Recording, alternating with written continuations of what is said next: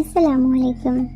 अगर आप भी उन लोगों में शामिल हैं जो ट्रेंड फॉलो नहीं करते, ट्रेंड सेट करते हैं, हर जगह एक ही जैसी चीज़ देखकर बोर हो चुके हैं और कुछ ऐसा चाहते हैं जो आपकी पर्सनैलिटी को रिफ्लेक्ट करे, तो फिर ये वीडियो आपके लिए ही है।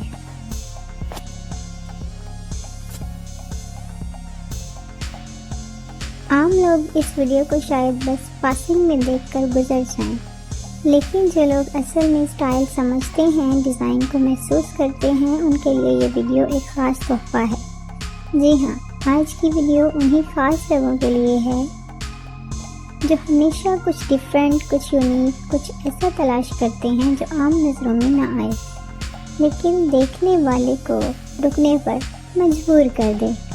जो लोग फैशन को सिर्फ पहनावा नहीं, अपनी पहचान समझते हैं, जो हर जगह सबसे अलग नज़र आना पसंद करते हैं, उनके लिए हम लेकर आए हैं डिज़ाइंस की वो कलेक्शन जो कि सिर्फ ज़रा हटके नहीं, बिल्कुल नई सोच का इजहार है।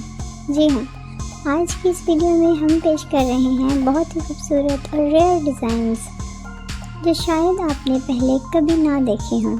ऐसी कलेक्शन जो कि मार्केट में आमतौर पर अवेलेबल नहीं और जो पहली दफ़ा इस वीडियो के ज़रिए आपके सामने आएगी।